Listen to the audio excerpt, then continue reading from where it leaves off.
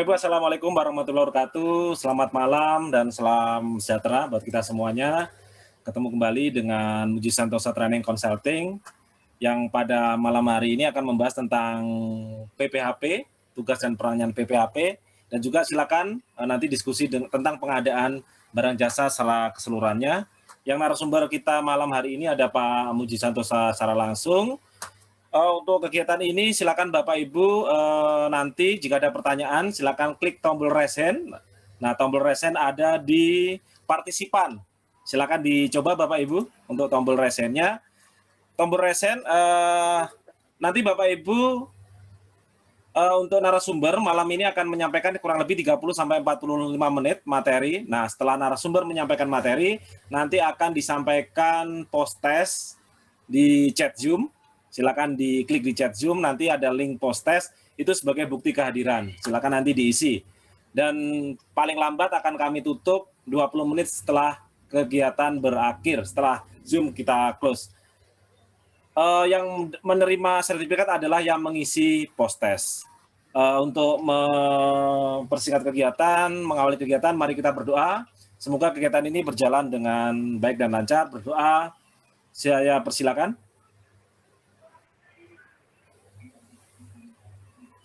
Selesai. Untuk selanjutnya, saya persilakan Pak Muji Santosa untuk menyampaikan materinya. Silakan, Bapak. Ya, terima kasih Pak Mukhlis dari Pemko Kota Kediri, Jawa Timur ya. Assalamualaikum warahmatullahi wabarakatuh. Selamat malam, salam sejahtera untuk kita semua, salam pengadaan. Berjumpa lagi dengan saya, Muji Santosa. Kita akan diskusi ringan saja lah mengenai peran dari PPHP.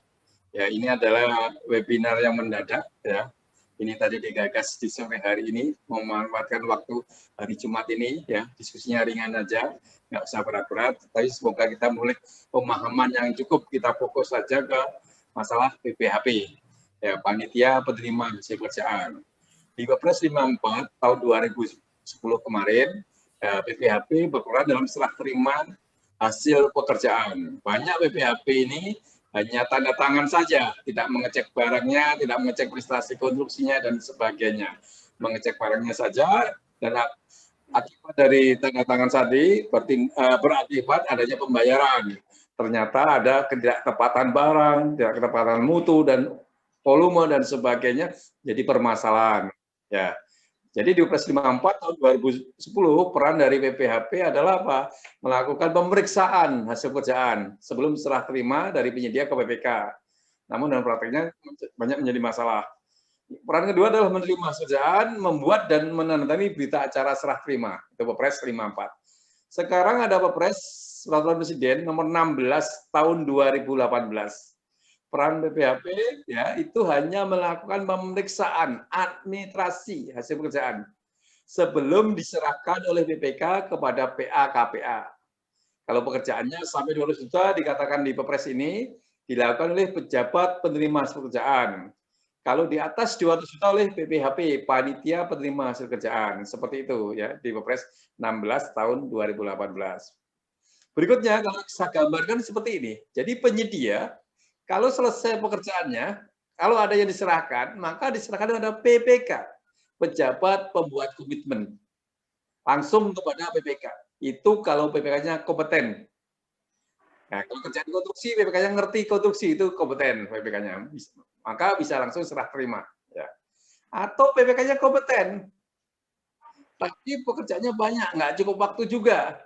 Artinya PPK nggak cukup waktu. Jadi syarat menurut saya PPK itu harus kompeten dan punya cukup waktu. Kalau Bapak kejar aturannya nggak ada, ini hanya pendapat saya saja. Jadi PPK itu syaratnya kompeten dan cukup waktu untuk bisa melakukan pengendalian kontrak, melakukan serah terima pekerjaan dengan penyedia. Kalau PPK tidak kompeten, maka didukung oleh tim teknis, maka didukung oleh konsultan pengawas. Ya. Kalau PPK-nya kompeten nggak cukup waktu, maka didukung oleh siapa? Tim mendukung. Atau juga bisa tim teknis atau konsultan.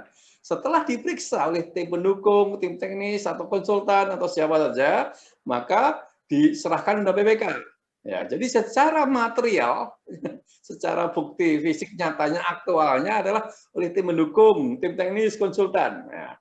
Secara material setelah selesai diserahkan ke PPK, maka PPK bertindak secara formal dengan penyedia. Nah, jadi PPK tindakannya formal dengan penyedia. Nah, ini yang sering disalahartikan dalam penegakan hukum kita. PPK bertanggung jawab secara formal dan material. Maka kalau kita lihat aturan-aturan di Kementerian Keuangan sudah mulai digeser peran dari material-material tadi. Ya, hanya peran-peran formal yang diambil. Ya, tapi di aspek pengadaan ini kadang-kadang sering kelupaan dalam peraturannya. PPK bertindak secara formal dan material. Ya. Tapi kalau kita lihat peraturan LKWP nomor 9 tahun 2018, ya PPK di sana sudah bisa dibantu oleh tim dukung, tim teknis, konsultan. Bahkan kalau kita lihat Permen PUPR nomor 14 tahun 2020 ya mengenai SBD konstruksi. Di sana dikatakan untuk serah terima penyedia diperiksa dulu oleh konsultan. Setelah cocok volume mutu, ya maka diberikan dana PPK. PPK membuat berita acara setelah dari konsultan tadi. Bahkan konsultan tadi bertindak ketika ada masa pemeliharaan, ya dia mengawasi terus dalam masa pemeliharaan dan nanti meriksa setelah itu menyampaikan berita acara sampai dengan PPK melakukan tanda tangan serah terima kedua dengan penyedia seperti itu. Jadi PPK dengan penyedia melakukan serah terima yang pertama mungkin di bulan Desember 2020. Ada masa pemeliharaan ini konstruksi ya sampai Juni 2021. Serah terima yang kedua dengan penyedia. Di situ mungkin dibantu peran dari konsultan pengawas. Ya.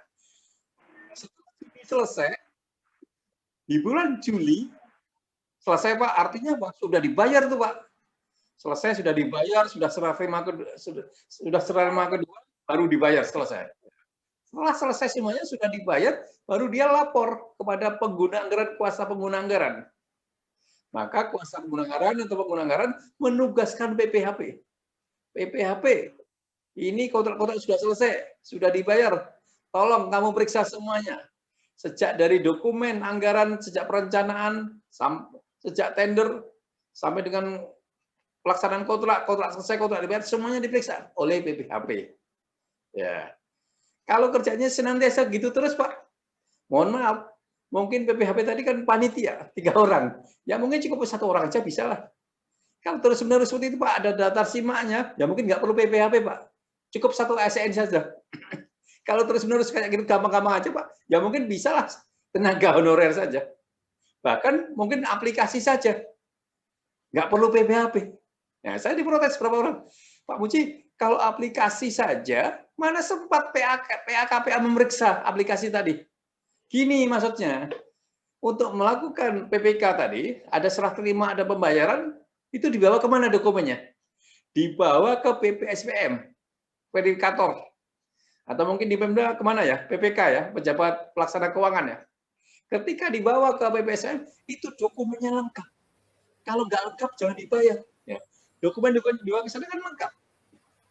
Ya. Ketika dokumen tadi kita komunikasi dengan PPSPM tadi lewat aplikasi dilampiri dokumen tadi, ya, sehingga bisa diklik untuk dilakukan pembayaran, ya, itulah aplikasi. PPHP nggak diperlukan lagi. Ya. Seperti saya sendiri, saya PPK, saya kan PPK. Ketika sudah Kepres 16 ini, saya melakukan pembayaran, melakukan kontrak dan sebagainya, diperiksa, dibayar, selesai. Ketika selesai, saya lapor ada KPA saya. Pak, saya lapor Pak. Untuk semua dokumen akan diperiksa oleh PPHP. Apa jawabnya? Nggak usah Pak Muji PPHP, ngulang-ngulangnya aja. Kenapa? Ketika Pak Muji melakukan pembayaran, itu lengkap semua dokumennya. Kalau nggak lengkap, nggak kita bayar itu. Jadi nggak perlu lagi pakai PPHP. Itu terjadi pada saya. Jadi saya, kerja-kerja saya nggak ada diperiksa oleh PPHP, karena lengkap dokumen saya. Gitu. Loh, kalau gitu, saya ngikutin Pak Muji aja lah. Nggak perlu PPHP. Loh, peraturan Kepresnya masih perlu PPHP, Pak. Kalau Bapak nggak pakai PPHP, akan berhadapan dengan auditor. Jadi, pakai aja lah PPHP lah. Untuk mengoleksi dokumen-dokumen tadi. Kalau tidak, nanti kita akan ditanya auditor melanggar aturan, tidak comply dengan aturan. Jadi, saya mengajarkan hari ini bukan untuk melanggar aturan, menolak aturan, ya sudahlah diikuti aja. Tapi kita memahami lah situasinya seperti apa, maknanya seperti apa. PPHP perannya seperti itu. Jadi, malam ini kita sebenarnya bukan mengkritisi PPHP, Yang kita kritisi harusnya apa? Serah terima pekerjaan. Yang harus kita kritisi adalah prestasi pekerja, itu yang lebih penting. Bukan apa meributkan PPHP-nya. Yang kita ributkan adalah serah terima pekerjaan itu benar nggak? Ketika benar, dibayar benar, dan tidak terjadi kerugian negara. Nah, itu. Tapi kalau kita hanya kritisi PPHP saja, melupakan aspek serah terima fisiknya, ya jangan. Ya. Yang penting itu. Kalau peran PPHP tadi ya kita melaksanakan karena ini sekedar aturan saja kalau menurut saya ya. Sekedar aturan saja harus ada peran PPHP. Ya. Pertanyaan tadi ada teman tadi, bagaimana kalau ini diputus kontrak tidak sampai 100%? Tidak sampai 100% ya berarti ya kerjanya nggak selesai. Suatu laporannya nggak lengkap. Perlu nggak peran PPHP di situ? Ya, tetap Pak. Kalau memang fungsinya di sana dokumentasinya diperlukan, kita melaporkan pada KPA terhadap proyek-proyek nggak selesai, data nggak selesai. Ya PPHP bisa berperan untuk mengkoleksi data. Nah, seperti kata Pak Muklis, kalau datanya lengkap, walaupun ini pemutusan kontrak, kalau datanya lengkap, ya pemutusan itu menjadi perhatian. Mungkin auditor, mungkin APH, mungkin para pihak siapa lagi yang ketika lengkap datanya, data itu yang akan berbicara, bisa menceritakan. Ya. Tapi ketika datanya nggak lengkap, ya data itu kan menimbulkan kepusingan walaupun proyek ini selesai dengan bagus, itu maksudnya. Jadi data tadi itu yang kita perlukan agar data itu yang mampu mengungkapkan semua kejadian-kejadian juga. Ini gambarannya slide-nya itu adalah seperti itu. Jadi kalau kita lihat lagi ya Ibu, peraturan LKPP ya nomor 9 tahun 2018 di sana dikatakan setelah pekerjaan selesai 100%. Selesai 100%. Jadi di peraturan LKP nomor 9 ini tidak menceritakan yang serah terima parsial. Parsial pun bisa dianggap juga selesai juga per parsial-parsial. Ya. Jadi inilah namanya aturan. Aturan nggak bisa mengikuti dinamika lapangan. Ya. Bagaimana Pak kalau serah terima parsial? Ya bisa dibuat parsial. Jadi ada 3 gedung puskesmas. Di desa ini, desa ini, desa ini. Yang satu sudah selesai, ya bisa diserah terimakan walaupun belum tiga-tiganya. Ya. Tapi kalau kita lihat ini aja ya, setelah kerjaan selesai 100% sesuai dengan ketentuan yang tertuang dalam kontrak, penyedia mengajukan permintaan secara tulis kepada siapa? Pejabat penanganan kontrak. Siapa ini pejabat penanganan kontrak? PPK atau mungkin KPA untuk penyerahan hasil pekerjaan. Sebelum dilakukan serah terima, pejabat penanganan kontrak, ya PPK atau KPA, melakukan pemeriksaan terhadap hasil pekerjaan. Ya, dia dapat melakukan pemeriksaan sendiri atau dapat dibantu oleh siapa? Konsultan mengawas atau tim ahli atau tim teknis. Jadi kalau saya cermati Permen PU 14 tahun 2020 bagus tuh. Untuk serah terima 100%, maka konsultan pengawas melakukan pemeriksaan. Setelah diperiksa, memenuhi dan sebagainya, disampaikan kepada PPK. Maka PPK melakukan serah terima dengan penyedia serah terima pertama. Nah, maka konsultan pengawas dibayarlah 90%. Berikutnya adalah masa pemeliharaan. Setelah masa pemeliharaan selesai, konsultan pengawas kembali melaporkan hasil pemeliharaan kepada PPK. Maka PPK melakukan serah terima yang kedua. Itu silahkan dicermati ya. Permen PUPR nomor 14 tahun 2020. Ya. Pemeriksaan itu dilakukan sesuai enggak hasil pekerjaan dengan kriteria atau spek yang tercantum dalam kontrak, volume, mutu, dan ya, kriteria yang disyaratkan dalam kontrak. Apabila hasil pemeriksaan pekerjaan tidak sesuai, ya, ada cacat pekerjaan, pejabat penanganan kontrak ya memerintahkan penyedia untuk memperbaiki dan atau melengkapi kekurangan pekerjaan. Apabila dalam pemeriksaan hasil pekerjaan telah sesuai dengan ketentuan dalam kontrak, volume, mutu, atau gambar, atau apa kriteria dalam kontrak, maka bisa dilakukan namanya serah terima. Setelah ditandatangani berita acara serah terima antara PPK ya dengan penyedia tadi, maka PPK menyerahkan hasilnya ini, pekerjaan ini kepada pengguna anggaran.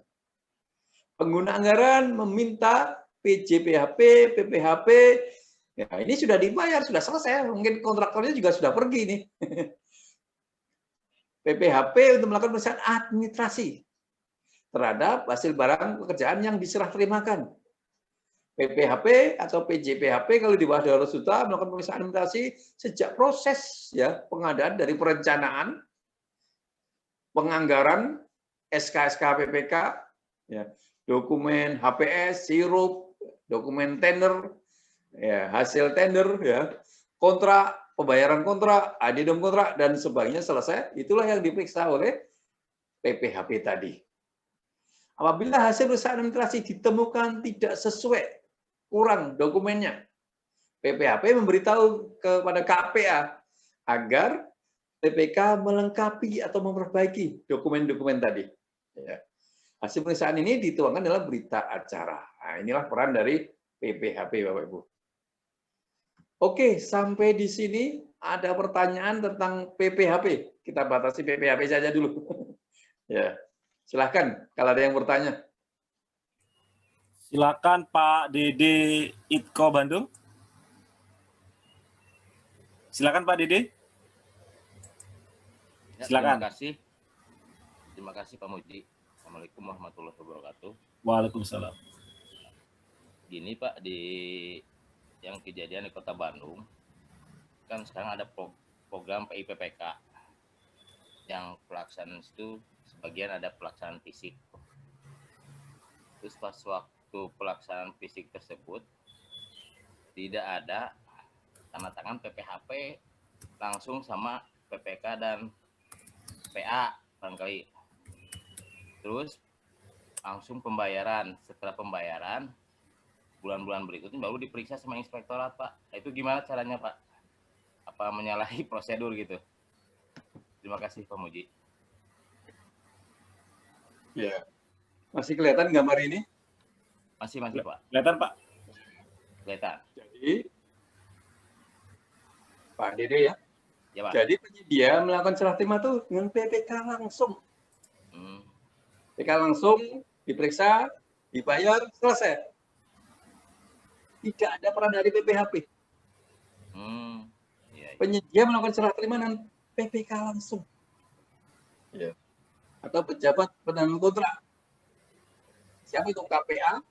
Juga bisa PA juga kalau di Pemda saya perhatikan. Bisa PA, KPA, PPK, langsung. Tidak ada peran dari PPHP. Saya sendiri Pak, PPK itu tidak ada peran dari PPHP Pak. Mengapa? Karena ketika saya meminta pembayaran, dokumen saya diperiksa semuanya Pak, lengkap. Kalau nggak lengkap, salah, dikembalikan. Nah, jadi lengkap Pak dokumen saya di sana. Jadi nggak ada peran PPHP. Jadi seperti saya sampaikan, peran PPHP itu tidak penting sebenarnya di sini. Yang penting itu serah terimanya. Jadi peran PPHP itu bisa digantikan oleh aplikasi, bisa digantikan oleh perannya verifikator tadi. Tidak penting. Ya. Tapi mohon maaf, jangan ngikuti saya. Kalau diperiksa sama auditor, nanti disalahkan Bapak tidak comply dengan aturan. Tidak sesuai aturan. Karena auditor itu memeriksa sesuai nggak antara aturan dengan faktanya. Selalu begitu kan, antara aturan dan faktanya. Dua aturannya harus ada PPHP. PPHP kapan? Ketika semuanya sudah selesai Pak, sudah dibayar, lengkap semuanya. Kontraktornya juga sudah pergi. Ini tadi kan selesai Desember ya, 2020, masa pemeliharaan Juni 2021, maka Juli 2021 PPK lapor ada PA-KPA. PA-KPA diproses, baru minta Agustus 2021 PPHP periksa semua dokumennya.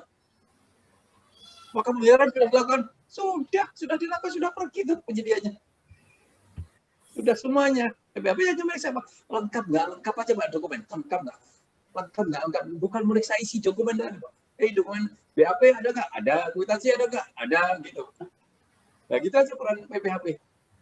Sehingga tidak begitu signifikan lagi peran PPHP. Maka di standar dia masukkan ke Kementerian Keuangan, PPHP tidak ada honornya Pak. Cuma honor doang. Jadi mohon maaf, kita nggak usah ikutlah dengan peran PPHP. Yang penting serah terimanya benar nggak? Dokumennya ada nggak? Itu aja Pak, saudara. Itu kalau PPK-nya kompeten. Kalau PPK-nya nggak kompeten, ya banyak yang ngeluh. Loh, kalau semuanya PPK gimana? Risiko ada di saya. Tidak Pak. Risikonya dia ada tim pendukung. Ya, risikonya digeser. Ada tim pendukung, ada tim teknis, konsultan. Bahkan kalau Bapak cermati Permen PUPR nomor 14 tahun 2020, pemeriksaan itu oleh konsultan pengawas.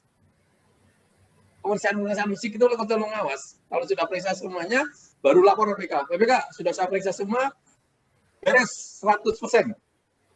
Oke ya? Oke, maka PPK tanda tangan dengan penyidikan. Jadi PPK itu dimaknai sebagai tanggung jawab formal saja.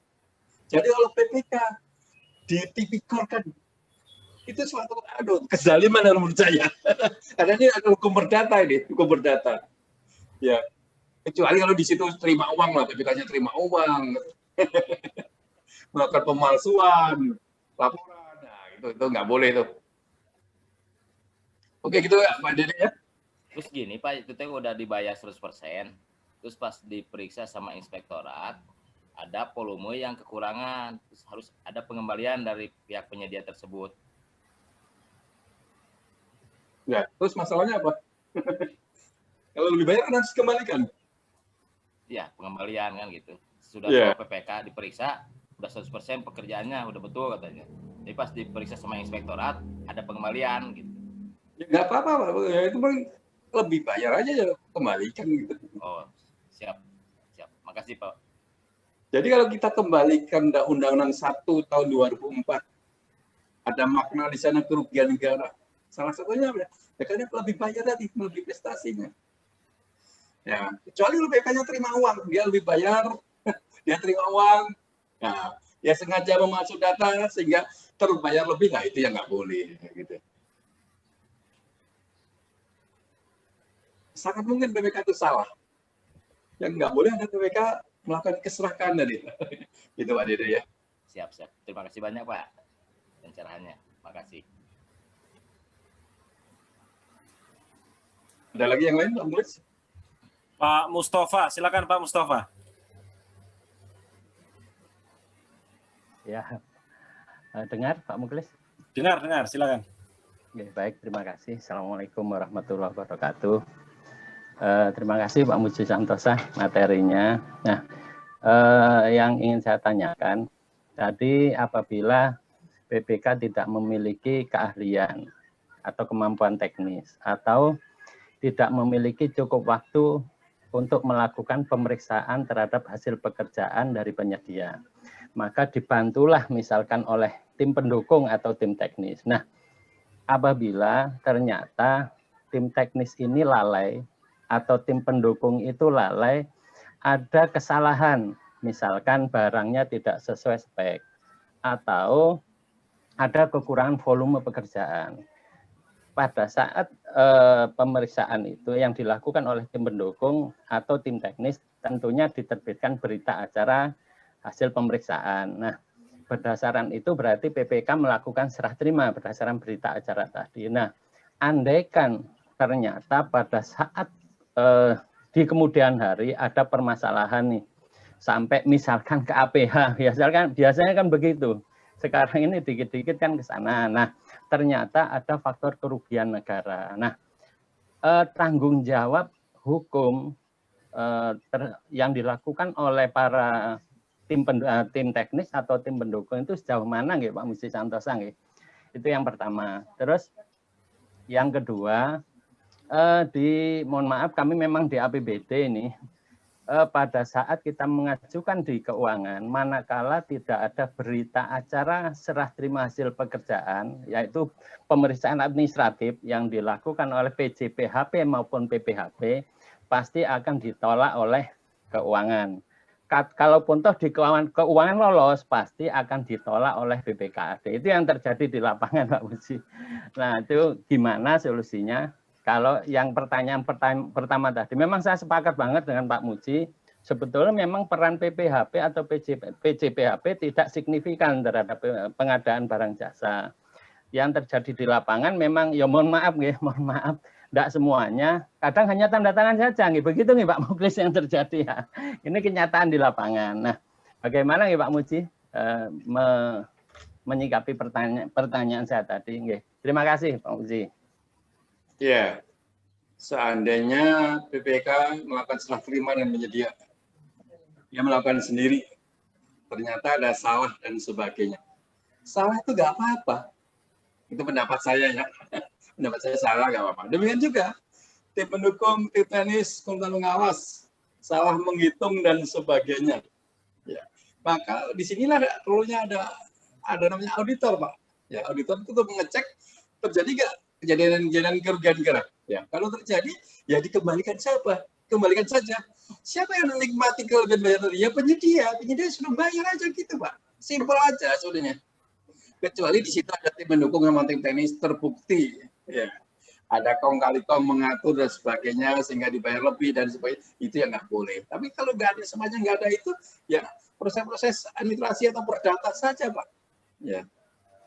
Jadi jadi sangat mungkin orang itu salah lalai, Pak. Ya. Kalau Pak Mustafa cari-cari kesalahan saya, ya ada aja, Pak. Dicari Pak Mustafa dari saya itu keserakan. Orang minum kopi 2 gelas, Pak Boji kok minta 5 gelas. Itu kopinya di SLC. Terus berikutnya PPHP ketika melakukan proses ke bagian keuangan atau DPAKD masih diperlukan peran-peran PPHP. Jelasan saja bahwa nggak perlu. Jadi penyediaan PPK bisa langsung, nggak perlu ada PPHP. Ya, itu yang perlu di-clearkan semuanya, Pak. Sehingga ini menjadi prosedur di tempat Bapak. Tapi kalau tetap nggak bisa, ya udahlah, nggak apa-apa. PPHP tanda tangan ini cuma bisa terbayar. Saya gitu aja, Pak. Daripada nggak capek dan jelasin juga nggak mempan. Iya, betul. Solusinya ya gitu, dibuatin suruh tanda tangan memang akhirnya. Belajar ke Kediri. Yang nyatanya memang. Siap Pak Muklis. Belajar ke Kediri. Siap, makasih Pak Muklis. Monggo dilanjut. Kita beri masukan lah yang untuk menjadi pergub atau apa bahwa nggak diperlukan lagi seperti itu. Ya. Maka menurut saya sudah aplikasi nggak perlu lah PPHP kalau sudah aplikasi. Oke, siap. Kan pembayaran kan diperiksa semua dokumen ini ya. Seperti itu Pak Mustafa. Terima kasih pertanyaannya. Siap, makasih Pak Mustafa. Berikutnya masih ada 2 orang lagi ya yang tanya. Masih ada 2 orang, Pak. Gimana? Yang dilanjutkan penanya atau materi, Pak? Enggak, kita habiskan aja. Kita santai aja, Pak. Materinya nggak perlu di.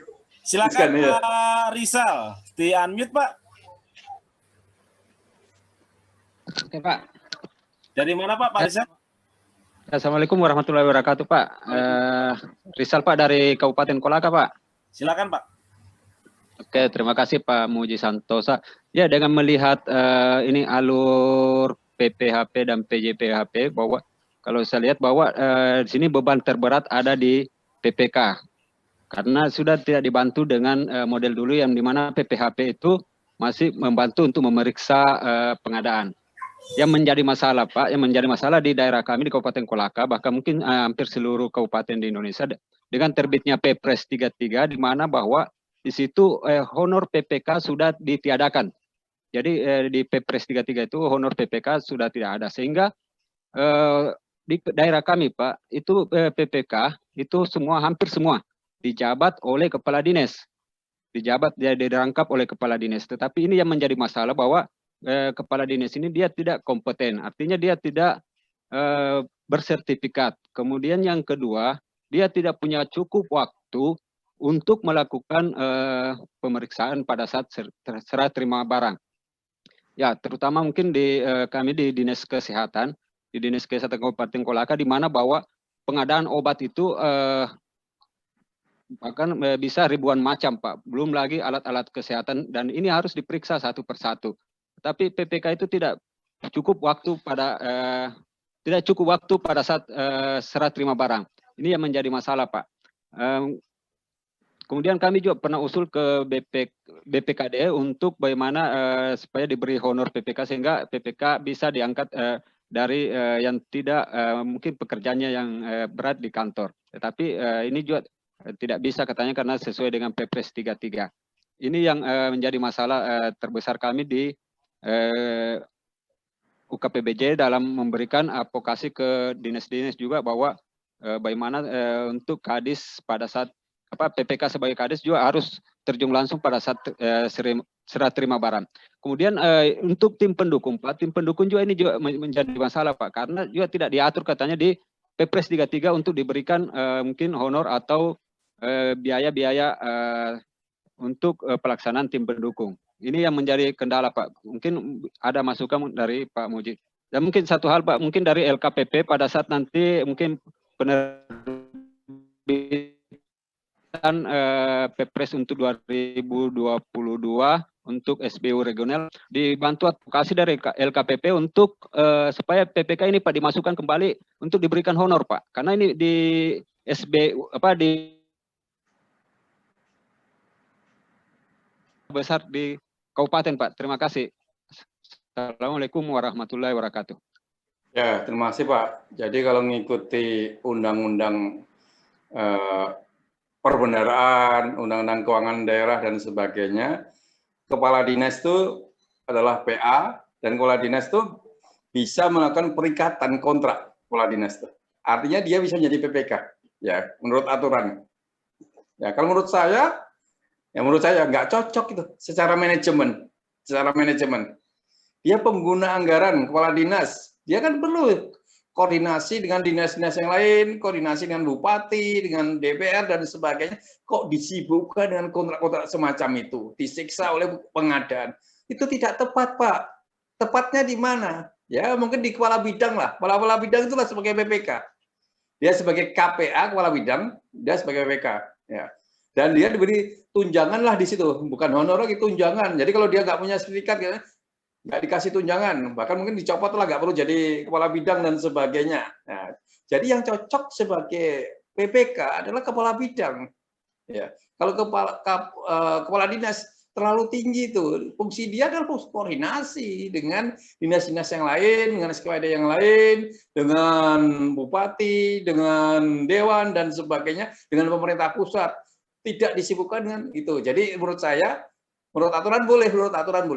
Menurut saya secara manajemen kurang tepat kalau menurut saya. Ya, jadi itu kepala dinas tadi. Ya.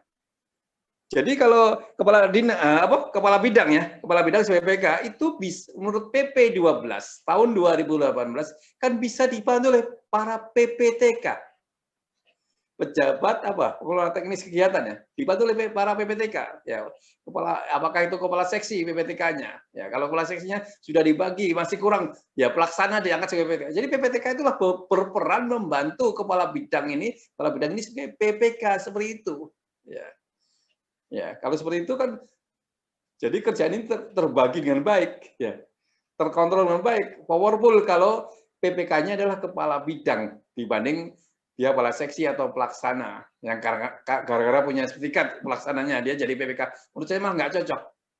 Ya, menurut pendapat saya seperti itu Pak Rizal ya. Kalau menurut saya ya jangan kepala bidang lah. Kepala bidang itu menurut aturan boleh. Jadi kita bekerja itu jangan sekedar aturan lah. Kita disiksa oleh aturan. Contoh saya sering bilang kontrak itu boleh berakhir 31 Desember. Kalau saya sebagai PPK nggak mau Pak. Kontrak berakhir aja lah 30 November. Loh Pak, itu aturannya di mana? Saya nggak mau disiksa oleh aturan. Ini masalah manajemen. 30 November selesai. Sehingga Desember kita bisa liburan. Natalan. Yang mau kerja untuk tahun 2021. Seperti itu Pak. Itu adalah manajemen Pak. Jangan sekedar minta aturan, bahkan Bapak minta Perpresnya agar diisi. Kalau saya nggak pernah minta aturan apapun Pak. Kalau bisa malah nggak ada aturan lah kalau bisa. Kalau bisa malah nggak ada aturan. Yang penting kita tidak korupsi gitu Pak. Banyak kan pusing Pak. Hari ini mungkin jangan Perpres ini mau dirubah. Permen PU 14 mau dirubah. Karena apa? Undang-undang Cipta Kerja. Belum dibaca tamat sudah mau berubah lagi nih. Yang untung adalah yang sering ngasih sosialisasi itu dan jadinya. Gitu Pak Rizal. Mohon maaf ya kalau nggak memuaskan jawaban saya. Oke Pak Mulis, Pak Rizal puas, lanjut.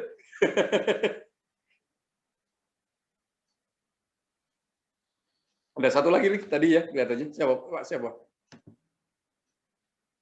Pak Isra dari mana nih? Dari Jayapura nih. Oke Pak, terima kasih Pak Muji atas jawabannya. Ya. Silakan Pak Isra, silakan. Ya. Ya, malam Pak Muji, malam Pak Muklis. Malam. Iya, pertanyaan saya kurang lebih tadi sama seperti Pak Rizal tadi mungkin ya. Pak Rizal. bukan Pak Siapa dari Mustafa. Surabaya? Pak Mustafa. Pak Mustafa. Cuma di sini saya ingin tanya yang satu, peran PPHP sebagai pemeriksa kalau di daerah ini, misalkan kan sekedar periksa dokumen begitu, apakah itu bisa diganti dengan kalau di daerah di setiap OPD itu ada bendahara barang yang biasanya memeriksa kelengkapan dokumen dari sebuah pekerjaan. Misalkan kalau di rumah sakit, kalau alat kesehatan itu kelengkapan surat-suratnya apa gitu. Apakah itu bisa posisi PPHP di bendahara barang bisa di situ, misalkan saja. Itu demikian pertanyaan saya, Pak. Ya, Bapak kan dari rumah sakit yang di sana banyak pengadaan barang-barang, ya. Nggak barangnya banyak, perlulah ada namanya bendahara barang. Bendahara barang tadi mencatat barang-barang, termasuk mungkin surat atau dokumen yang berhubungan dengan barang tadi. Bendahara barang tadi bolehkah menjadi PPHP? Ya. Boleh tidak bolehnya kita lihat. Ada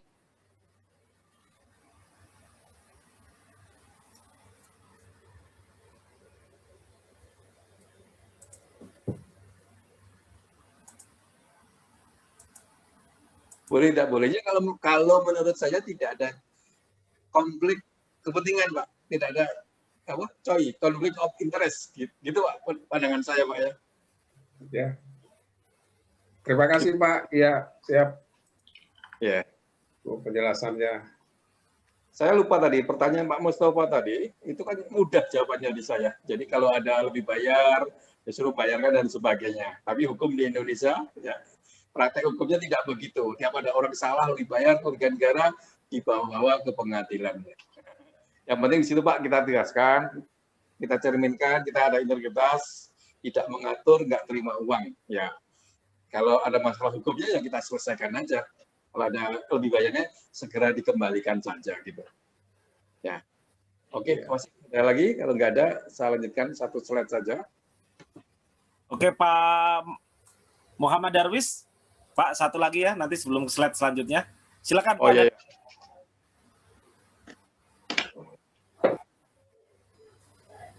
Baik, terima kasih. Assalamualaikum warahmatullahi wabarakatuh. Selamat malam. Warahmatullahi wabarakatuh. Mudah-mudahan dapat didengar nih, Pak.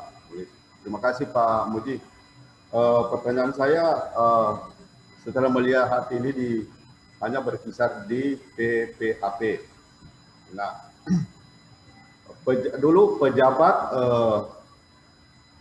penerima hasil pekerjaan. Sekarang pejabat pemeriksa hasil pekerjaan. Nah, dulu di Perpres 54, sekarang kita berbicara pejabat penerima hasil pekerjaan. Itu dimulai dari administrasi, dimulai dari perencanaan pengadaan sampai dengan hasil akhir. Pada saat penyedia menyerahkan ke PPK ke KPA. Nah, kalau kita melihat di sini, Pak, memang kalau memang itu intinya bahwa dia hanya memeriksa administrasi.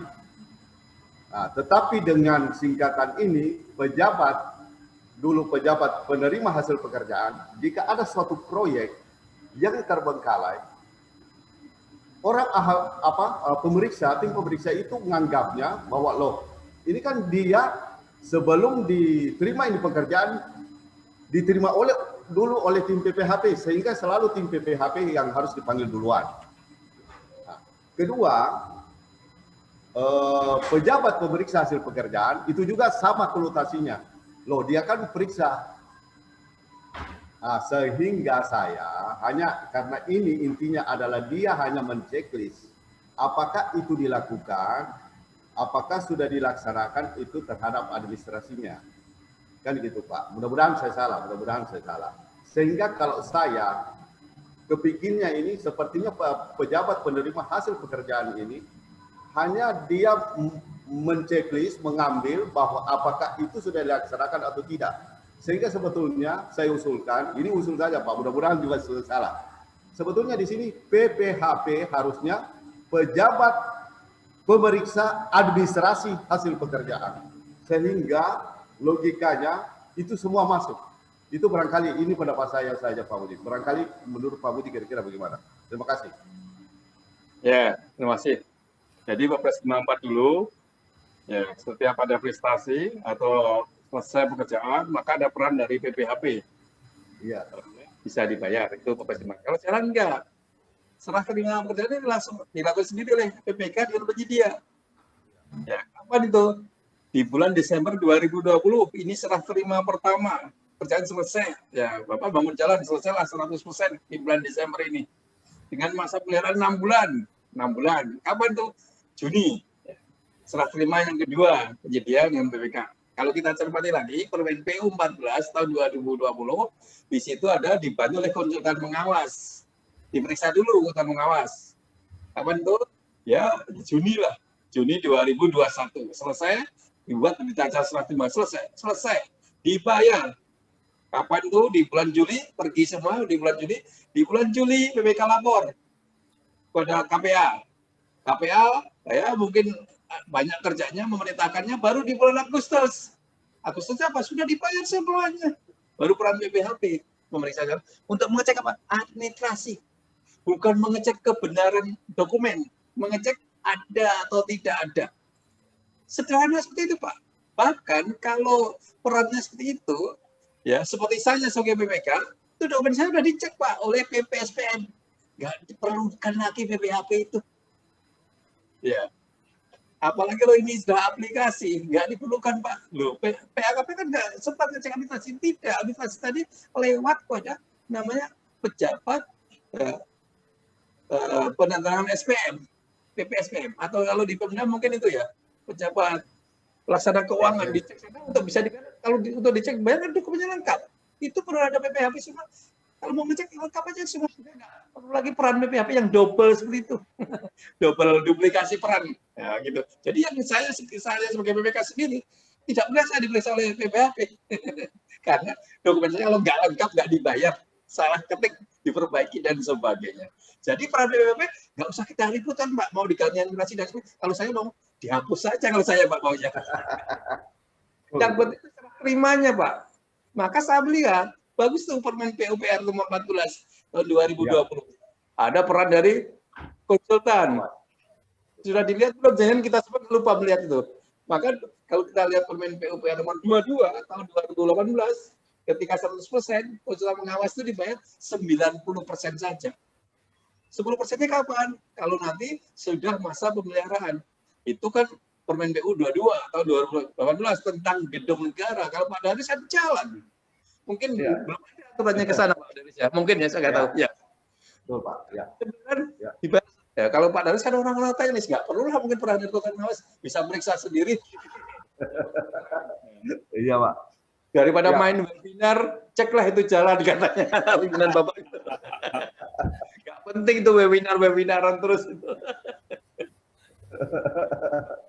Darwis. Ya. Ya, makasih Pak. Ya. Silakan Pak Muji. Ya, ini cerita dari beberapa orang yang tentang konstruksi. Ya, misalkan konstruksi tadi berakhirlah 30 November di sini ya, 30 November di sini. Kelihatan Pak Mulis ya? Kelihatan Pak, kelihatan. Ya. Jadi bikinnya gitu, 30 November itu adalah kontrak kita akhiri, masa pelaksanaan kerja 30 November. Maka ketika PCM, mungkin di bulan Agustus, kita sudah bilang sama penyedianya, kontrak ini akan berakhir 30 November. Ya, nanti saya akan datang kunjungan pertama tanggal 10 November. Kata penyedianya, Bapak mau ngapain 10 November? Apa enggak upacara, Pak? Ya setelah upacara saya datang ke Anda. Oh gitu ya, tanggal 10 November. Ngapain Pak? Ya, saya membaca semuanya. Lupa itu belum selesai, kontraknya 30 November. Nggak apa-apa. Seberapapun akan saya periksa di tanggal itu. Oh gitu Pak, oke. Dengan siapa saja Pak? Datang Bapak dengan saya dan tim teknis, mungkin dengan tim pengawas, usaha rencana dan sebagainya. Diukur semuanya, ternyata tercapailah 97%. Ya, kata kontraktor, Bapak kan nggak percaya, kan baru 100%. Ini kan hasilnya 97%. Bapak maksud sih mau datang. Kalau Bapak datang 30, udah selesai. Oke, nanti saya akan datang ya tanggal 30. Tapi nggak 30, saya mau datang tanggal 28. Oh, 28, Pak. Ternyata 28 selesai semua 100%. Nah, begini. Ya, kata kontraktor, Pak enak ya Pak ya, kita nggak berantem, berdebat dan sebagainya, kerjaan selesai. Ya iya, kontrak itu adalah apa? Manajemen pengelolaan. Seandainya diperiksa di sini 30 November, saya belum sempat, Anda serahkan 30 November, saya baru sempat periksa tanggal 4 Desember. Ternyata tanggal 4 Desember masih banyak kekurangan dan sebagainya. Kekurangan ini dikerjakan, apakah ini harus denda? Wah, jadi ribut di situ. Masa kita harus ketemu musuh setiap berkontrak? Setiap berkontrak ketemu satu musuh lagi. Setiap ada kontrak ketemu satu. Tidak. Jadi kontrak itu harus dikelola. Dengan dikelola maka kontraktor menjadi teman kita, teman untuk kesuksesan melakukan kontrak seperti itu. Jadi kita di sini saya tidak mengajarkan nanti ada 50 hari, nanti ada 90 hari. Lupakan itu, lupakan 50 hari, lupakan 90 hari. Kendalikan kontrak itu, kendalikan kontrak. Jadikan kontraktor itu teman, bukan musuh, teman untuk kesuksesan kontrak kita. Ya, tapi kalau sudah di sini, penyerahannya sudah di sini, ya ini berpotensi kita bermusuhan dengan kontraktor. Apalagi 50 hari, 90 hari, bermusuhan lagi dengan bagian keuangan, bermusuhan lagi dengan sekretariat. Apakah seperti itu hidup kita? Akhirnya kita nggak mau melakukan pengadaan. Karena ruwet. Ya, untuk ruwet tadi, untuk tidak ruwet ya kita atur seperti ini. Contohnya ini. Ya, ini adalah pengendalian kontrak melalui serah terima. Oke, sampai di sini ada pertanyaan lagi? Silakan Bapak Ibu. Resen silakan Pak Rudi Irwandi. Silakan Pak. Di unmute Pak. Iya Pak, malam Pak. Silakan malam Pak. Iya, Pak Muji, selamat malam Pak Muji. Ya, Pak siapa ini? Pak Irfan. Pak Rudi Pak, Kalimantan Tengah Pak. Oh, Kalimantan Tengah. Silakan Pak. Ya Pak, jadi gini. Kebetulan kan kita pengawas ya Pak, konsultan pengawas dan juga MK ini Pak. Kita tahu nih, akhir tahun ini pasti numpuk semua nih Pak. Iya. Nah, jadi kami itu Pak menekankan yang seperti Pak Muji sampaikan tadi, boleh tidak Pak, kami sebagai MK itu kami meminta itu serah terimanya tiap bulan Pak, prestasi pekerjaan itu terdokumentasi. Jadi kita bisa mengantisipasi yang dikatakan Bapak nanti berakhir nih 25 November nih. Jadi kami punya periode yang panjang Pak. Boleh tidak Pak kita melakukan serah terima itu per bulan saja Pak. Jadi mudah kami melakukan cross check-nya prestasi pekerjaan itu Pak. Itu satu Pak. Yang kedua nih Pak, seumpama ini sudah dilakukan nih Pak, sebuah kasus, kita sudah melakukan SCM terus nih Pak. Kita kasih peringatan, kita kasih metode, kitanya kan dengan rekanan ini kan berteman Pak. Intinya tidak ingin jadi kelahi. Nah, cuma Pak, dalam implementasi di lapangan ini sulit sekali Pak, kalau kita sudah terlalu jauh minusnya ini Pak, dari sistem schedule yang awal. Jadi tindakan kami itu memberi rekomendasinya seperti apa Pak ke PPK? Apakah memutuskan saja, karena ini secara teknis tidak akan tercapai nih tanggal 25 November nih. Jadi itu Pak, makasih Pak. Oke. Ya, tadi ini kan ada ceritanya serah terima sekaligus tadi Pak ya. Bapak ada apa itu Pak, serah terimanya per bulan? Mungkin yang Bapak maksud adalah prestasi per bulan atau prestasi parsial. Mungkin ini ada 6 pekerjaan, gimana kalau ini bisa diserahkan setiap bulannya satu itu namanya serah terima parsial. Ya, betul Pak, seperti itu Pak. Kalau kerjanya parsial ya bisa. Bisa Pak ya? Iya, misalnya Bapak tadi bangun 6 Kusmas. Ini apa, jalan atau apa Bapak kerjain? Di situ ada jalan Pak, ada bangunan, dan ada jembatan. Ya, saya yang sederhana aja lah, mungkin bangun. Ya, oke Pak. 6 Kusmas. Ini PPK-nya maunya, ini kalau 6 selesai baru mau melakukan serah terima. Ya. Padahal Puskesmas yang 1 sudah selesai. Di minggu ini selesai. Kalau itu nggak serah terimakan, ya nanti ada kambing masuklah, sapi masuklah, atau orang masuk dan sebagainya. Ya, itu harusnya bisa Pak, itu di Permen PU bisa. Ada saya pernah kejadian ini proyek besar dia terjadi 3 tempat Pak. Serah terimanya harus sekaligus. Begitu ini dikerjakan selesai nggak mau serah terima, dikerjakan 2. Ketika kerjanya 2, yang 1 ini ada kerusakan Pak, rusak ini karena ada kambing, ada apa, wah, ruginya banyak begini, kan kasihan penyedia masa harus seperti itu. Jadi kalau ternyata ini hanya nggak paham ada namanya serah terima parsial ini. Loh, bisa nggak Pak serah terima parsial? Bisa. Ya, jadi bisa namanya serah terima. Begitu ini selesai, yang 2 ini, yang 1 rusak, 1 rusak lagi, yang 2 dan 3 rusak lagi. Waduh, jadi ruwet Pak, apa rugi banyak penjadiannya kan kasihan karena tidak paham kata parsial ini, serah terima parsial. Ya, jadi kalau bisa diserah terimakan parsial ya bisa Pak, serah terimanya parsial. Itu lebih bagus sebenarnya ditulis di kontraknya kemarin ketika di tender atau ketika PCM ya dituliskan ya kapan ini serah terima ini. Ya sekarang komunikasi aja, bisa nggak ini diserah terimakan parsial begitu. Bisa kalau memang itu bisa dimanfaatkan dari jalan selesai serah terimakan, jembatan selesai serah terimakan, misalkan begitu. Terus yang kedua tadi apa Pak? Saya lupa. Silakan Pak Rudi. Yang kedua tadi apa Pak Mulis? Jadi gini Pak, ini ada sebuah kasus nih Pak. Iya kasus tadi ya. Jadi kita sudah melakukan tindakan ini Pak, pengendalian. Karena yang paling utama kita tidak mengenal bahasa 50 hari itu Pak. Seperti ajarannya Pak Muji itu saya terapkan keras sekali Pak. Kami Pak sebagai MK itu tidak mengenal 50 hari Pak. Yang kami tahu selesai tanggal 25 November Pak. Jadi kami tekankan itu Pak, setiap bulan itu kita kan melakukan rapat meeting ini Pak. Kita selalu kasih metode, kita selalu rembukan. Cuma di lapangan ini selalu saja Pak tidak tercapai. Nah akhirnya sudah kita lakukan SCM berapa kali juga, akhirnya tidak berhasil juga Pak. Itu kami melakukan rekomendasi pemutusan kontrak saja karena ini tanggal 25 nanti hasilnya juga tidak akan sampai juga 100%. Gitu Pak. Yeah. Meskipun dikasih waktu juga sangat jauh gitu loh Pak. Iya. Yeah. Jadi kalau ngikuti pengendalian kontraknya kan ada SM1 kasih waktu, yeah.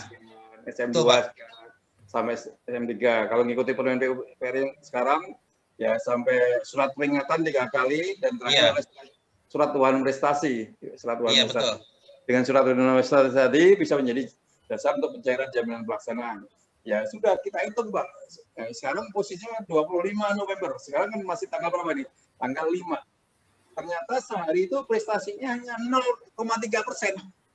Iya Pak. Pak, misalkan sekarang 60. Artinya kan 40 Pak. 40 dikalikan 0,3 berarti butuh berapa nih? Butuh 120 hari. Nggak mungkin lagi Pak. Ya, butuh 120 hari. Nggak mungkin ya, lebih baik diputus ya.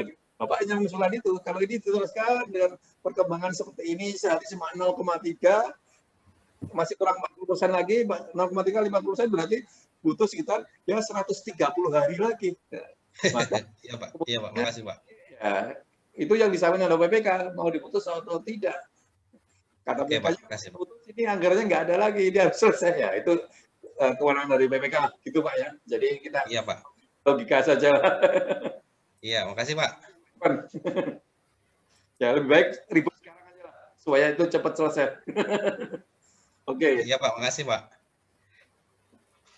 Ya. Gak ada lagi? Silakan Pak Saharudin. Assalamualaikum warahmatullahi wabarakatuh. Terima kasih Pak Mulis. Assalamualaikum Pak Muji. Ya, Waalaikumsalam. Ya, kebetulan kemarin juga saya ikutin acaranya di KPJ Kutai Timur Pak. Kan sama udah. Iya Pak. Cuma ini Pak Muji ada yang saya tanyakan sedikit kembali ke ini terkait pemeriksaan dan PPHP. Yang kami lakukan di tempat kami itu Pak, setelah pekerjaan selesai 100% itu, maka kami selaku PPK, kebetulan kami yang ditunjuk selaku PPK di sini Pak, itu melakukan pemeriksaan pengawas dan tim teknis. Jadi di berita acara itu kami tambahkan judulnya di situ Pak, berita acara pemeriksaan akhir bersama Pak. Jadi sama-sama tanda tangan, baik itu PPK-nya kami sendiri, terus konsultan pengawas dan tim teknis, gitu Pak. Kemudian terkait PPHP tadi Pak, menurut kami itu Pak, peranan PPKP atau fungsi PPHP itu mungkin masih dibutuhkan untuk saat ini Pak. Karena yang kami lakukan atau implementasikan di tempat kami itu Pak, jadi PA itu menunjuk pengurus barang Pak sebagai PPHP. Karena pertimbangannya itu bahwa mereka yang mencatat semua aset BMD yang ada di SKPD kami.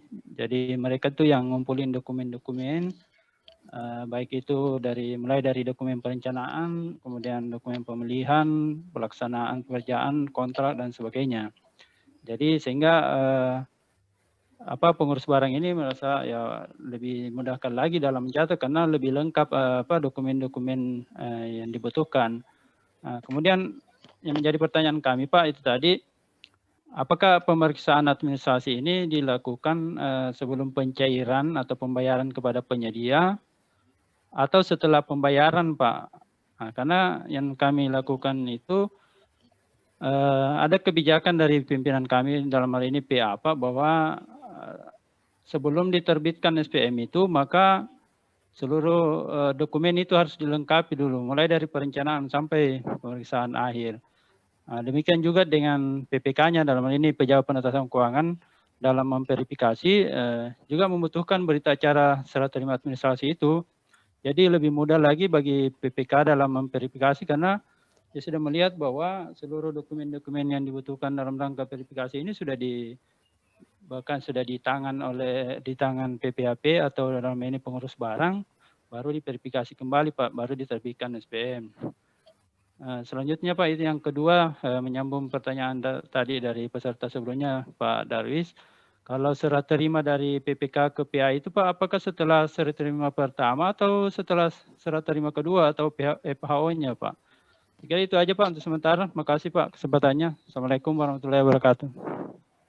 Ya, terima kasih Pak Sahar atas terima Bapak memerankan dari pengurus barang sebagai PPHP.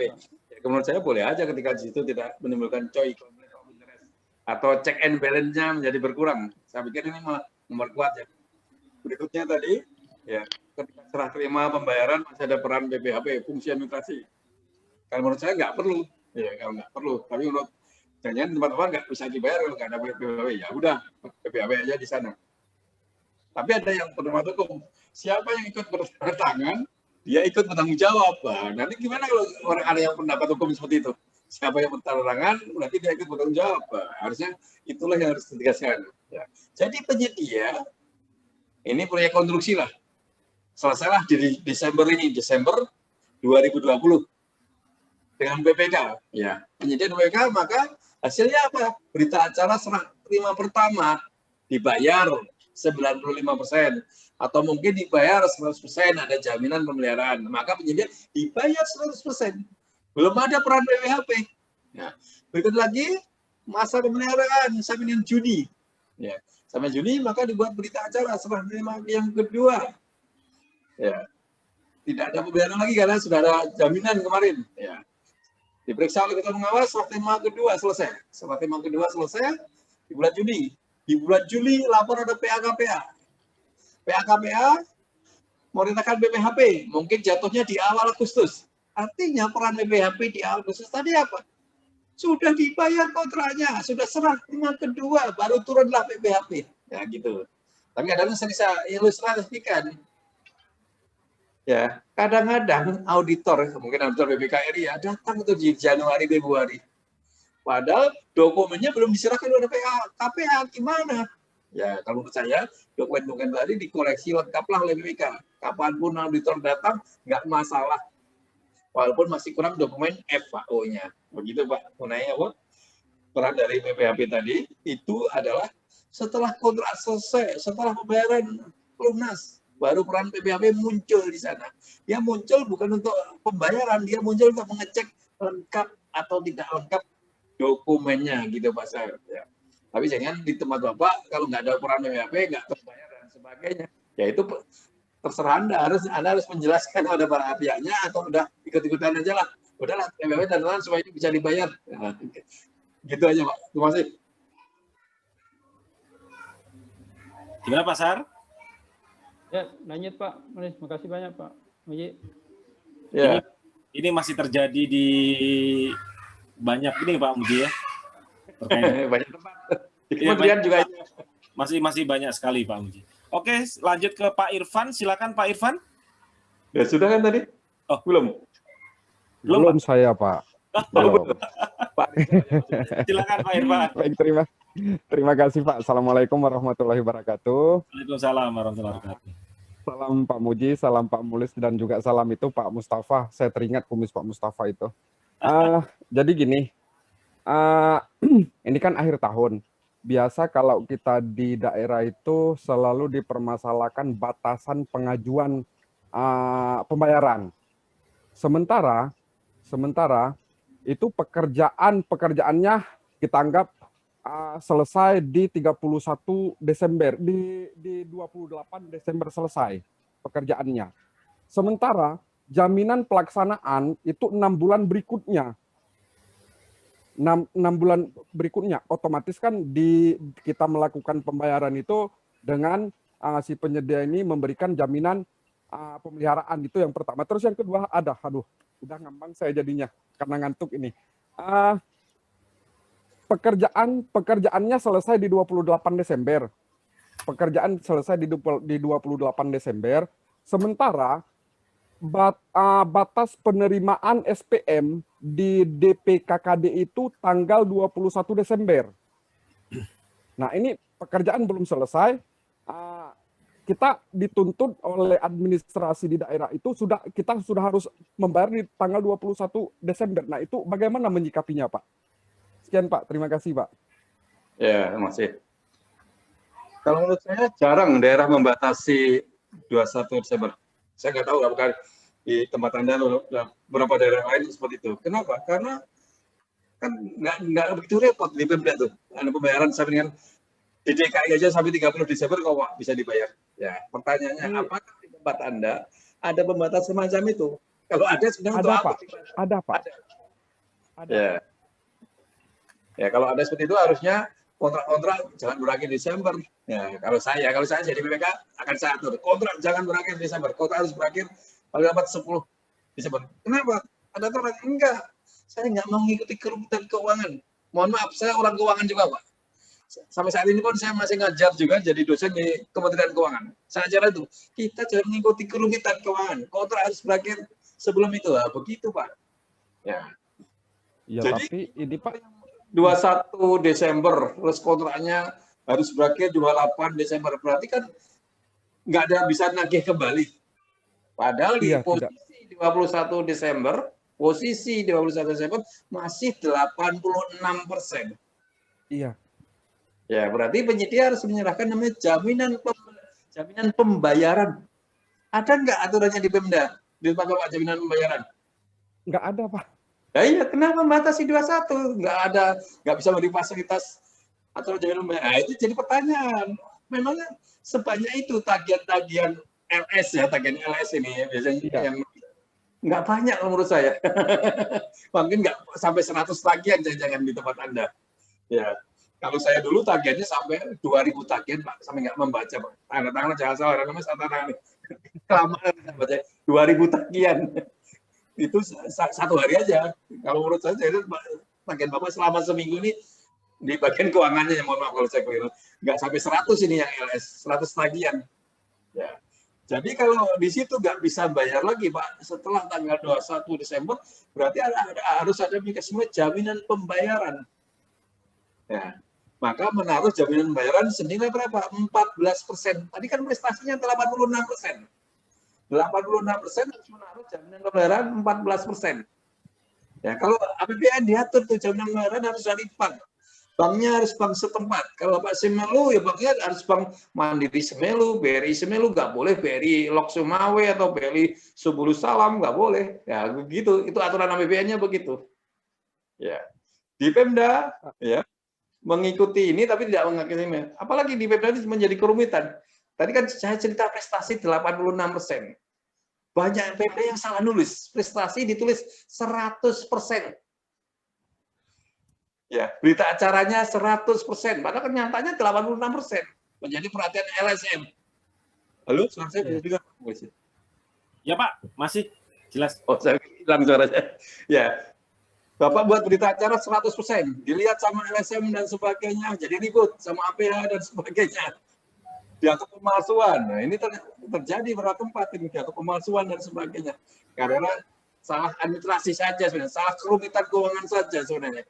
Nah, itu salah satu contohnya. Ya, solusinya seperti itu. Dibuat jaminan tadi, Pak. Jaminan nggak ada aturannya, gimana, Pak? Ya, tindakan ini membuat kerugian negara nggak? Sebenarnya nggak. Ya, nggak buat kerugian negara. Tapi biasanya diiringi, wah, ini dibayar. Biar terima kasih kita dikasih uang amplop berapa juta, itu jadi masalah gitu akhirnya. Ya, begitu Pak.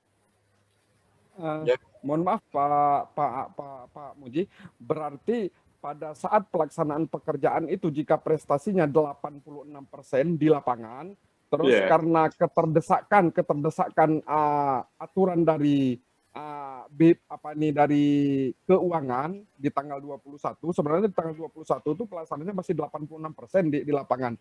Maka si penyedia itu harus membayar jaminan pembayaran namanya Pak ya. Menyerahkan jaminan pembayaran. Oh ya, menyerahkan jaminan pembayaran sisa daripada pekerjaan yang belum diselesaikan, begitu Pak kira-kira Pak? 14%. Iya, baik. Terima kasih Pak, udah jelas Pak. 14% kalau 1 miliar kan lumayan, 140 juta. Kalau 1 miliar, kalau 10 miliar, 1 miliar 400 juta. Artinya kita harus punya uang di bank sebanyak itu, karena ini kan kita jaminannya bank. Rumit. Nah, Bapak itu suka memaknai kita terdesak oleh peraturan. Tidak Pak, kita yang harus kelola. Oh kalau semacam itu saya nggak mau ikut kerumitan itu. Kontrak-kontrak saya harus berakhir 30 November. Begitu Pak. Jadi Bapak jangan didesak oleh peraturan, disiksa oleh aturan. Nah itulah yang saya maksud itu Pak. Bapak ya, harus Pak, ini harus berakhir 30 November. Pak, ini yang permasalahannya. Mohon maaf Pak Muji, permasalahannya ini tender saja baru selesai Pak. Kontrak baru saya tanda tangani tadi.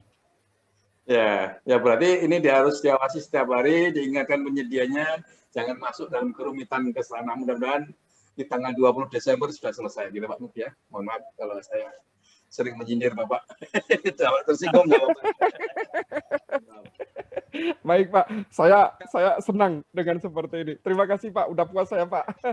Mungkin ini Pak Muji, juga ada yang mengkaitkan bahwa hari terakhir ngantor tahun ini kan 23 Desember Pak. Iya. Kan harusnya sudah jauh-jauh hari tahu nih Pak ya. Iya. Jadi kalau APBN batas tagihan itu 17 Desember.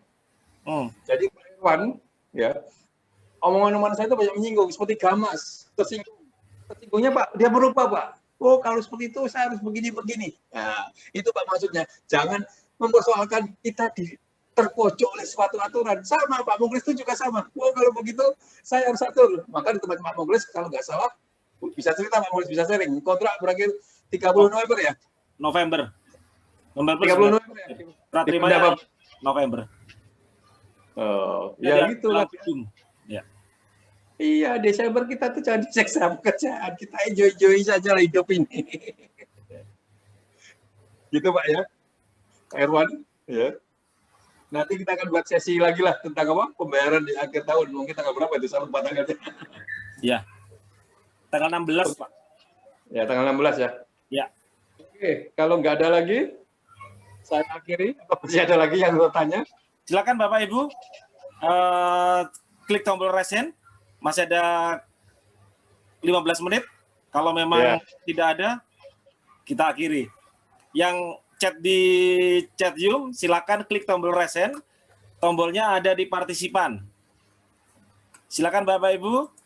Masih ada kesempatan 15 menit. Soal sudah dibagi Pak Mukhlis? Soal sama apa? Sudah Pak, sudah. Absensi? Ya, sudah. Kondisi Bapak Ibu absensinya. Silakan Bapak Ibu mengisi daftar hadir dalam bentuk post-test. Link sudah kami sampaikan di chat Zoom. Dan silakan yang mau diskusi, menanyakan ke Pak Muji, silakan klik tombol raise hand. Karena banyak Pak yang menyampaikan ke chat Zoom, nggak tahu nih Pak, masih malu-malu. Silakan Bapak Ibu klik tombol raise hand di partisipan, akan kita berikan kesempatan.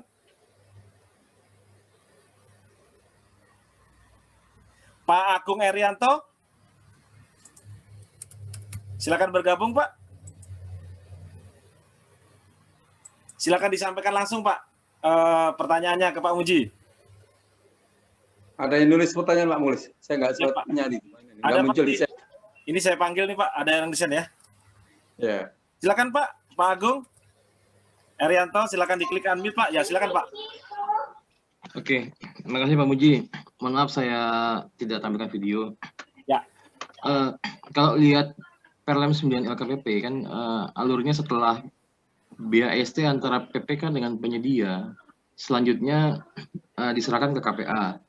Kemudian KPA meminta PJPHP atau PPHP untuk melakukan pemeriksaan administratif. Pertanyaannya, bagaimana jika KPA tidak meminta PJPHP atau PPHP untuk melakukan pemeriksaan, Pak? Jadi setelah diserahkan oleh PPK, kemudian KPA meminta PPSPM untuk melakukan pembayaran. Itu yang pertama, Pak. Kemudian yang kedua, apakah PJPHP atau PPHP harus PJPHP ya? Apakah PJPHP harus juga melakukan pemeriksaan administratif untuk seluruh pengadaan, termasuk pengadaan yang nilainya kecil-kecil di bawah 40 juta kan? Karena kalau ini harus dilakukan, artinya ketika KPA minta dilakukan pemeriksaan, pekerjaan cukup banyak, Pak. Sementara honor untuk mereka nggak ada kan sekarang kan. Nah, di kantor ini siapa lah yang ditunjuk sebagai PJPHP yang paling pas ini, Pak? Demikian, Pak. Ya, bagaimana kalau kuasa penggunakan tidak memerintahkan PPHP? Ya, kalau dia meyakini bahwa proses-proses yang dilakukan verifikator oleh PPSPM atau proses oleh Dinas bagian keuangannya setelah dilakukan, ya sebenarnya nggak apa-apa, Pak. Ya, jadi semua tindakannya berarti dia tindakan seperti itu tidak memenuhi prosedur, tidak memenuhi prosedur administrasi. Ketika nggak memenuhi prosedur administrasi, Pak, kita ukur, Pak, terjadi nggak kerugian negara, terjadi nggak tidak pidana prosedur, ya enggak. Berarti dia tidak komplain saja, Pak, dengan aturan, tidak melakukan aturan sepenuhnya, nah, gitu mungkin ya, terhadap KPK tadi. Ya, berikutnya PPHP tadi kenapa ya PPHP? Yang kedua apa? Apakah PJPHP juga harus melakukan pemeriksaan administratif untuk seluruh pengadaan kecil? Untuk pengadaan langsung cek kwitansi, cek nota gitu mungkin, Pak? Iya, bukan cek nota, lengkap nggak dokumennya dalam paket-paket tadi. Ya, yang menurut saya ini kan jadi banyak. Makanya tadi saya bilang kalau seperti itu tidak ada honornya, Pak. Ya tugaskan satu orang saja, Pak. Tugas dia memang itu, digaji untuk itu, maksudnya itu. Digaji untuk mengecek dokumen-dokumen, kan boleh. Orang digaji untuk itu.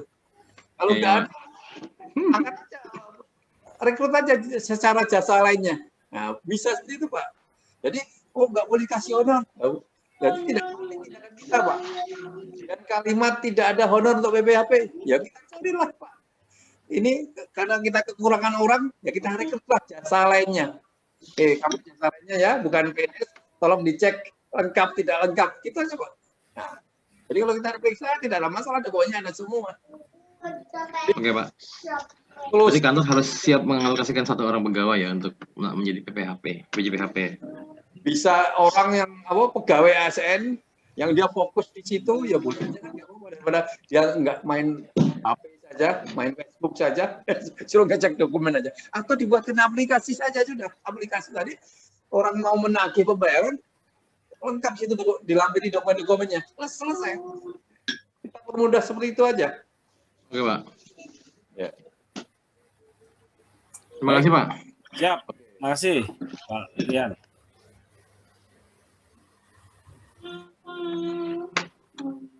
Silakan Pak. Siapa? Rian Hidayat.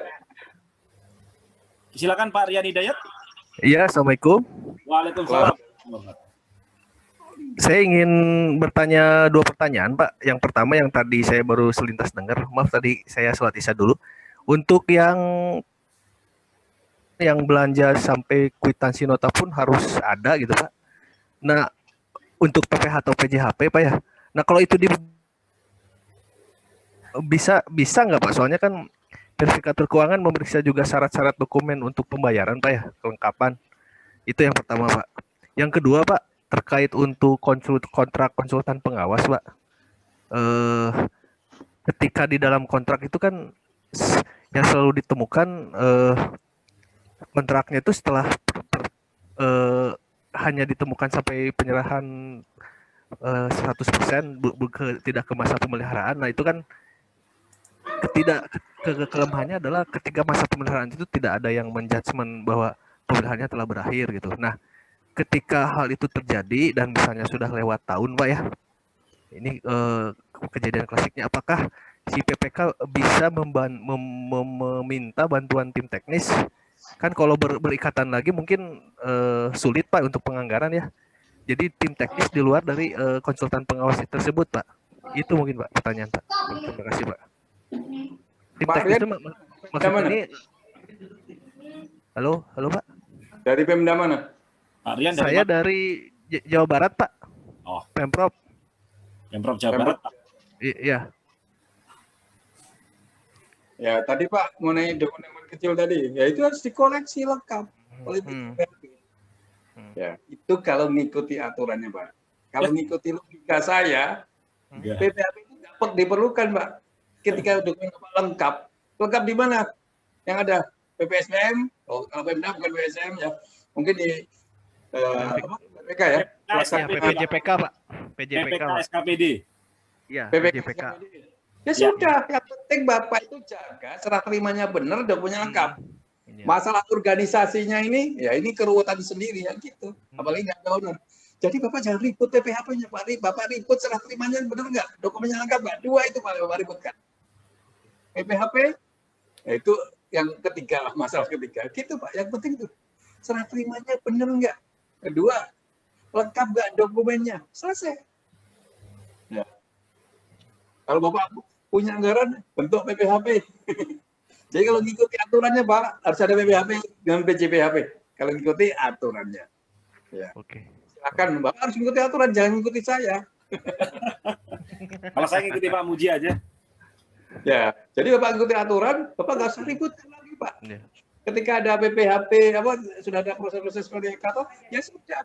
PPHP tadi tinggal nunjuk, itulah lengkap. Nah, gitu aja. Bagaimana manajemen ini dikelola, bukan diributkan pasal demi pasal. Kalau saya nggak ribut Pak, saya nggak minta, tolong buat pasalnya yang jelas. Tadi usulnya Pak Dames, ada dia pejabat administrasi. Dan tolong buat pasalnya jelas supaya ada honornya. Nah, enggak Mas, saya nggak mau ribut, nggak minta aturan lah. Kalau bisa jangan minta aturan lah, kalau bisa. Sudah kebanyakan aturan. Sudah dibaca detail-detail, belum tamat, mau dirubah lagi nih aturan-aturan. Itu Pak ya. Terus berikutnya Pak, konsultan pengawas. Ya. Ini ada, menurut saya ya, saya nggak tahu ini, hal yang baru dari Permen PU 14. Bahwa konsultan pengawas, sesuai juga dengan Permen PU 22/2018, dibayar 90% ketika konstruksi selesai 100%. 10%-nya di tahun berikutnya. Nah, gitu. Pertanyaan Pak, tahun berikutnya bagaimana menganggarkan tahun berikutnya? Ya banyak cara ya Pak. Yang pertama mungkin dibuat multi-years. Ya multi-years mungkin agak rumit prosedurnya. Iya. Nah, bisa multi-years. Yang kedua kontrak bersyarat. Beneran, ini Anda bersyarat ya. Nanti kalau tahun depan ini masih ada proses mengawasi pemeliharaan, Anda akan dikontrak lagi. Kontrak ini terus. Asal kinerjamu bagus. Yang kedua ada anggarannya, itu kontrak bersyarat. Atau yang ketiga, di tahun depan itu ya dilakukan penunjukan langsung atau pengadaan langsung atas kontrak yang sama, atau penunjukan langsung secara repeat order. Repeat order itu bisa dilakukan kalau penyedianya kinerjanya bagus. Ya. Saya tanya ya teman-teman yang membuat aturan biar kami bisa nggak di repeat order terus? Wah itu kelupaan Pak Muji. Kita nggak kita sempat berpikir ke sana kemarin. Ya kalau itu lebih efektif ya silahkan aja. Begitu Pak. Pakai logika aja Pak. Saya nggak minta aturan. Oh tolong buatin aturan nggak begitu saya. Logika aja diajukan. Cara yang ketiga seperti itu Pak. Cara yang keempat, ya udah tim teknis mungkin yang akan melakukan. Jadi banyak caranya Pak. Banyak cara. Kalau tulis aturan jadi banyak cara Pak. Aturan banyak itu. Maka semua tindakan kita ukur lah. Dalam koridor aturan keuangan, aturan pengadaan, dan tidak terjadi kerugian negara, terjadi tindak pidana korupsi. Begitu Pak. Oke. Siap Pak. Jadi yang saya katakan mudah, indah, pelaksananya mungkin nggak seindah yang saya omongkan. Mohon maaf. Iya Pak. Ya Pak. Ya. Terima kasih Pak. Oke. Habis Bang. Masih ada dua Pak. Masih ada 3 menit. Ya boleh. Pak Dadang silakan Pak. Pak Dadang DP. Ya Pak, terima kasih Pak. Selamat malam Pak Muji. Ya. Pak, bila pekerjaan konstruksi menjelang 3 minggu BST itu ada terlambat. Kemudian saya SCM 1, 2, dan 3 itu bersisa kurang lebih 1,7% Pak sampai BST itu selanjutnya itu apa boleh saya selesaikan, artinya menambah waktu tapi dengan denda, Pak. Gitu, Pak. Ya. Apa pengendalian kontraknya itu sudah benar seperti itu, Pak. Ketika ada SCM 1, 2, dan 3, namun tetap tidak selesai dan bersisa 1,sekian%, itu apakah boleh didenda, Pak? Apakah harus didenda, Pak, untuk menyelesaikannya? Terima kasih, Pak. Ya, kalau kejadiannya banyak, Pak, simulasinya. Kontrak berakhir 30 Oktober. Tidak pernah kita kasih SCM. Ternyata prestasinya 84%. Pilihan aja bagi kita. Apakah kita putus dengan prestasi atau kita selesaikan. Itu yang satu. Yang kedua, ini kontrak sudah berakhir atau mau berakhir. SCM-nya hanya sempat 1 kali saja. Bagaimana ini? Ya nggak perlu dikasih 2-3 kalau menurut saya. Yang ketiga, kontrak sudah berakhir, hanya SCM-nya hanya 2 kali saja. Bagaimana? Ya, kalau menurut saya nggak perlu sampai 3. Tapi kalau ini masih ada waktu, ya perlulah sampai 3. Itu kalau di konstruksi. Kalau saya PPK barang, itu saya rubah, Pak. Cukup 2 kali surat peringatan, saya putus kontraknya. Itu, Pak, satu list kontrak saya gitu. Kalau saya sampai 3 kali, kelamaan itu kalau saya. Kalau PU sampai 3 kali. Kalau dulu PU kan lama itu. Tidak sekarang 3 bulan gitu ya. Ya gitu, Pak. Intinya sekarang kontrak sudah berakhir. Sudah dikasih SCM. Ya sekarang pilihan, Pak. Bapak mau menghentikan dia, ya dihentikan, Pak. Ataukah mau diberi pemberian kesempatan? Oh, ini oleh dihitung progres dia seharinya 3%. Ini kurang berapa persen? Ini kurang 16%. Butuhnya cuma 7 hari. Ya udah, dikasih aja kesempatan. Itu pilihannya ada di Anda. Apalagi masih bisa dibayar. Kalau tidak dibayar, ya bagaimana itu? Kalau anggarannya nggak ada, wah ini daripada saya nggak tuntaskan, ya sudah, tuntaskan aja kontraktor. Nanti pembayarannya nanti kalau ada. Seandainya kita melakukan hal seperti itu gimana? Ya, misalkan kita posisi di tanggal 30 Desember 2020, prestasi dia 84% Desember ini. Tahun 2021 kita nggak punya anggaran. Ya, ini kurang 15%. Mungkin pilihannya daripada mangkrak, nggak terlalu banyak, sudah selesaikan aja. Penyedia selesaikan aja. Nanti pilihannya gimana? Pembayarannya nunggu saya revisi mungkin dalam APBD perubahan atau dalam tahun anggaran berikutnya, asal kamu menuntut, ya udah mau, ya nggak apa-apa. Ya seperti itu nggak apa-apa. Kan tidak menimbulkan kerugian negara. Kerugian negara itu terjadi karena pembayaran. Nah, itulah pilihan-pilihan, Pak. Tapi saya nggak mau dalam kerumitan seperti itu, Pak. Kontrak itu saya kendalikan, berakhir aja lah Oktober kontrak itu. Nah, gitu, Pak. Jadi jangan, teman-teman daerah ini, saran saya, jangan karena kontrak boleh berakhir 31 Desember, kita buat berakhir 31 Desember. Kontrak boleh 50 hari, santai-santai aja lah, nanti kita kasih 50 hari. Anda itu artinya apa? Mencari kerumitan. Kalau saya bukan tipe orang mencari kerumitan, Pak. Kalau bisa dipermudah aja, dan itu adalah akuntabel dan sebagainya. Walaupun saya ditanya, Pak, sama auditor, Pak Muji, ini ada 2 rumah sakit. Kenapa 2 rumah sakit ini?